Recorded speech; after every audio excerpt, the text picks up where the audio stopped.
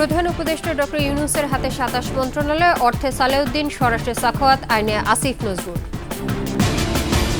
Doctor ইউনূসের নেতৃত্বে ৫২ ও ৭১ শহীদদের প্রতি অন্তর্বর্তী সরকারের শ্রদ্ধা, স্মৃতিসৌধ ও শহীদ মিনারে পুষ্পস্তবক অর্পণ। এবং সামরিক বাহিনীর সহায়তার ৪ দিন পর রাজধানীর থানাগুলোতে কার্যক্রম শুরু, কাজে যোগ দিচ্ছেন পুলিশ সদস্যরা।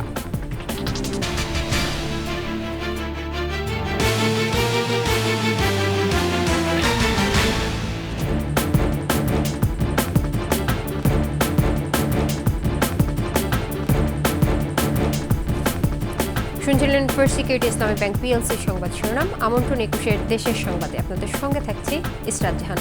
দর্শক, ২১ টেলিভিশনের সংবাদ একই সাথে সরাসরি দেখতে পাবেন আমাদের ফেসবুক পেজ www.facebook.com/2124 অনলাইনে।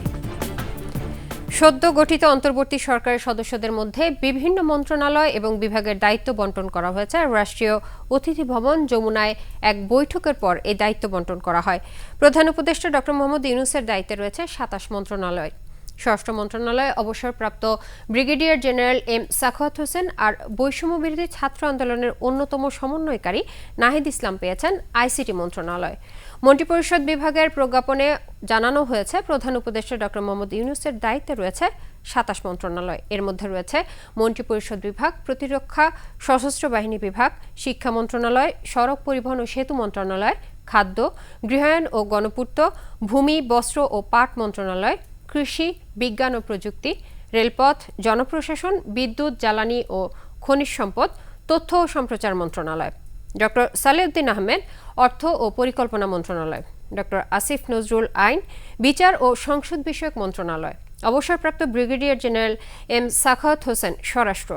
আদিলুর রহমান খান শিল্প, হাসান আরিফ স্থানীয় সরকার ও পল্লী উন্নয়ন। তৌহিদ হোসেন পররাষ্ট্র, সৈয়দা রিজওয়ানা হাসান পরিবেশ ও বন। নাহিদ ইসলাম ডাক, টেলিযোগাযোগ ও তথ্য প্রযুক্তি। আসিফ মাহমুদ সজীব ভুঁইয়া যুব ও ক্রীড়া। ফরিদা আক্তার মৎস্য ও প্রাণী সম্পদ। আফম খালিদ হাসান ধর্ম। নূরজাহান বেগম স্বাস্থ্য মন্ত্রণালয় এবং সমাজ কল্যাণ মন্ত্রণালয়ের দায়িত্ব দেওয়া হয়েছে শারমিন এস মুর্শিদকে।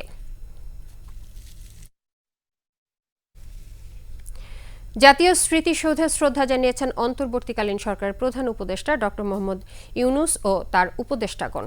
এ সময় কিছুক্ষণ নীরবে দাঁড়িয়ে থাকেন তারা। পরে সেখানে থেকে কেন্দ্রীয় শহীদ মিনারে এসে শ্রদ্ধা জানান মহান ভাষা আন্দোলনে শহীদদের প্রতি। এ সময় তাদের উপর আস্থা রাখতে আহ্বান জানান উপদেষ্টারা। বলেন, তারুণ্য এবং অভিজ্ঞতার মিশেলে গড়ে উঠবে বাংলাদেশ। বিস্তারিত জানাচ্ছেন প্রণব চক্রবর্তী। হেলিকপ্টারে শুক্রবার সকালে সাভারে জাতীয় স্মৃতিসৌধে এসে পৌঁছান অন্তর্বর্তীকালীন সরকারের প্রধান উপদেষ্টা ডক্টর মোহাম্মদ ইউনূস ও অন্যান্য উপদেষ্টারা।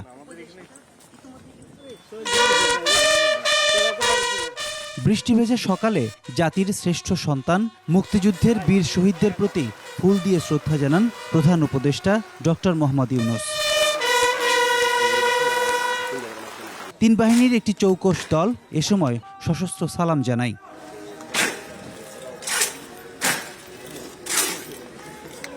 এরপর ১৩ উপদেষ্টাকে সঙ্গে নিয়ে শ্রদ্ধা নিবেদন করেন প্রধান উপদেষ্টা। পরে স্বাক্ষর বইয়ে নিজের অভিব্যক্তিটুকু লিখে রাখেন অন্তর্বর্তী সরকারের প্রধান। সাভার থেকে অন্তর্বর্তীকালীন সরকারের প্রধান এবং অন্য উপদেষ্টারা আসেন কেন্দ্রীয় শহীদ মিনারে। শুরুতেই ভাষা শহীদদের প্রতি শ্রদ্ধা জানান প্রধান উপদেষ্টা ডক্টর মোহাম্মদ ইউনূস।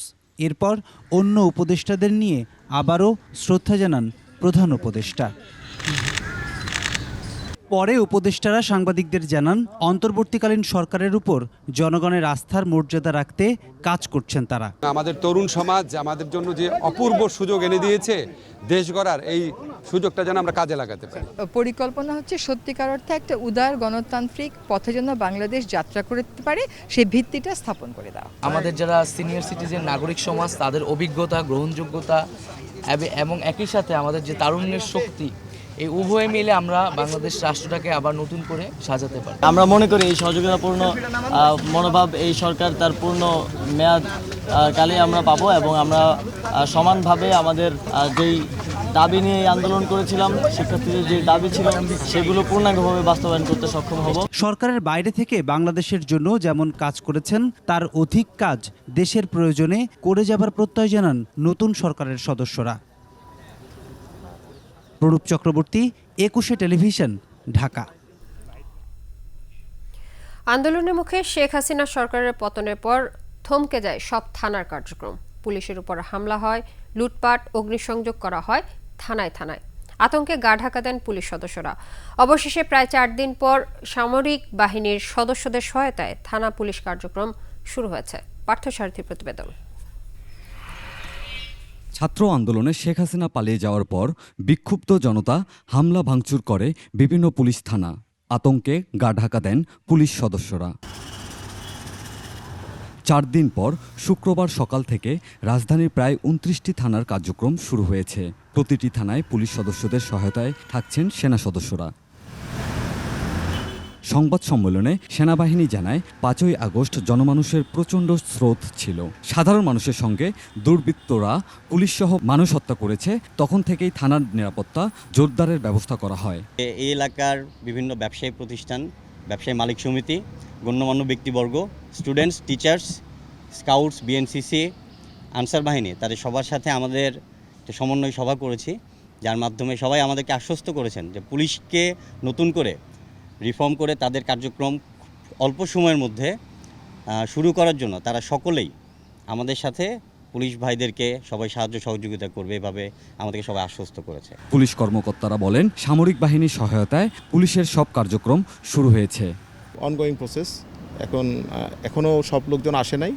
আমাদের অনেককে খবর দিয়েছি, প্রায় এখানে আমাদের 30-40 জন পুলিশ অফিসার সহ ফোর্সরা এসেছে, আরও লোকজন আসছেন অন দ্য ওয়ে।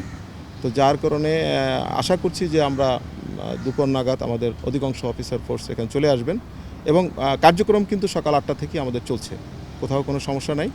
এখন সেই ভীতির জায়গাটা থেকে আমরা বেরিয়ে আসতে পেরেছি। নাগরিকের থানায় এসে সেবা নেয়ার অনুরোধ জানানো হয় সংবাদ সম্মেলনে। অনেকগুলো ফ্যামিলি আছে, প্রায় 200-300 ফ্যামিলি আছে এখানে।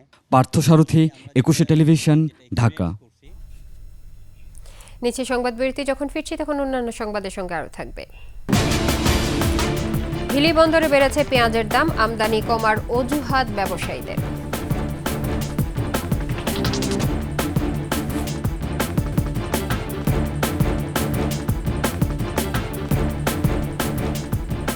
আমন্ত্রণ আবারও 21 দেশের সংবাদে। আমদানি কমায় সরবরাহে ঘাটতির অজুহাতে দুদিনের ব্যবধানে হিলি স্থলবন্দরে পেঁয়াজের দাম বেড়েছে কেজিতে 15 থেকে 18 টাকা। দুদিন আগে বন্দরে পাইকারি পর্যায়ে প্রতি কেজি পেঁয়াজ প্রকারভেদে 80 থেকে 82 টাকা দরে বিক্রি হলেও বর্তমানে তা বেড়ে 95 থেকে 100 টাকায় বিক্রি হচ্ছে। আমদানিকারকরা বলেন, দেশের বাজারে পেঁয়াজের সরবরাহ স্বাভাবিক ও দাম নিয়ন্ত্রণে রাখতে ভারত থেকে পেঁয়াজ আমদানি অব্যাহত রেখেছিলেন বন্দরের আমদানিকারকরা। তবে গেল সপ্তাহে ব্যাংকিং কার্যক্রম পুরোপুরি সচল না থাকায় ঠিকমতো এলসি খোলা যাচ্ছিল না। এতে করে বন্দর দিয়ে পেঁয়াজের আমদানি কমে যায়। ফেনীতে সেনাবাহিনীর সহায়তায় স্বল্প পরিসরে থানার কার্যক্রম শুরু হয়েছে। কোটা সংস্কার আন্দোলন এক দফা রূপ নিলে গত 5 আগস্ট পদত্যাগ করে দেশ ছাড়েন শেখ হাসিনা। এরপরই বিক্ষুব্ধ জনতার হামলায় ভেঙে পড়ে থানার সার্বিক কার্যক্রম। জীবন বাঁচাতে আত্মগোপনে যান পুলিশ সদস্যরা। সকাল থেকে সেনাবাহিনীর সহায়তায় স্বল্প পরিসরে থানার কার্যক্রম শুরু করে পুলিশ। সকাল থেকে ফেনীর 6টি থানার কার্যক্রম শুরু করেন পুলিশ সদস্যরা।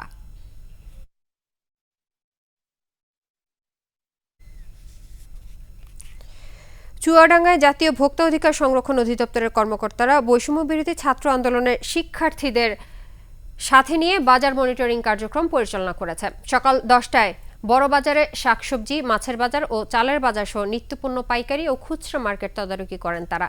এ সময় ব্যবসায়ীদের অতি মুনাফা না করার অনুরোধ জানানো হয়। অভিযানে জাতীয় ভোক্তা অধিকার সংরক্ষণ অধিদপ্তরের সহকারী পরিচালক সজল আহমেদ, বৈষম্য বিরোধী ছাত্র আন্দোলনের নেতা শরীফুল ইসলাম, সোনিয়া খাতুন ও আব্দুল হাকিম সহ শিক্ষার্থীরা উপস্থিত ছিলেন।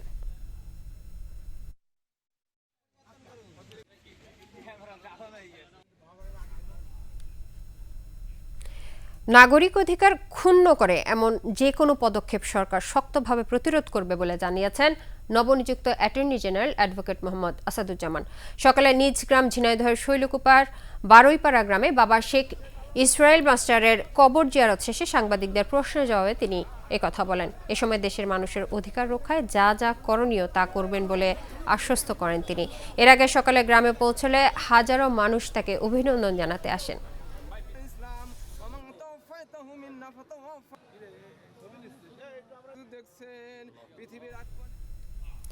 দেশের চলমান পরিস্থিতি নিয়ে মাগুরায় সাংবাদিকদের সঙ্গে মতবিনিময় করেছে জেলা জামায়াত ইসলামীর নেতারা। শুক্রবার সকালে মাগুরা প্রেস ক্লাব মিলনায়তনে অনুষ্ঠিত এই সভায় সাংবাদিকদের প্রশ্নের জবাবে জামায়াত নেতারা বলেন, দেশ অন্ধকার সময় পার করছে। দেশকে বাঁচাতে হলে সব স্তরে ন্যায় বিচার নিশ্চিত করতে হবে। এর জন্য সাংবাদিকদের অগ্রণী ভূমিকা রাখার আহ্বান জানান তারা।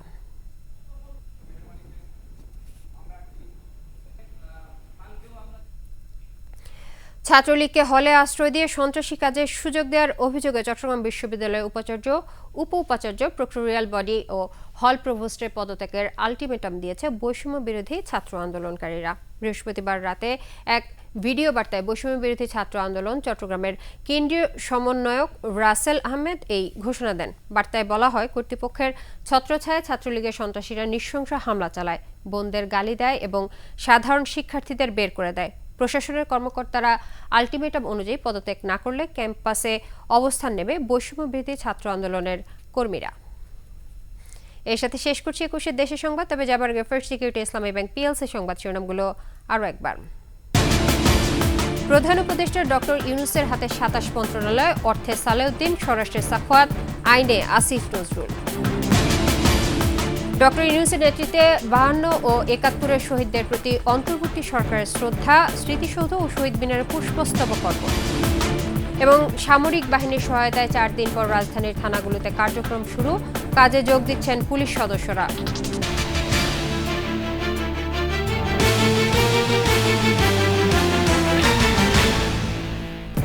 সর্বশেষ সংবাদ জানতে ডায়াল করুন 2021 নম্বরে, আর ভিজিট করুন 21-tv.com এই ওয়েবসাইটে। এছাড়াও ফেসবুকে ভিজিট করতে পারেন www.facebook.com/2124 অনলাইনে। এতক্ষণ সঙ্গে থাকার জন্য ধন্যবাদ। পরবর্তী সংবাদ ৬টা ৫৫ মিনিটে দেখার আমন্ত্রণ রইল।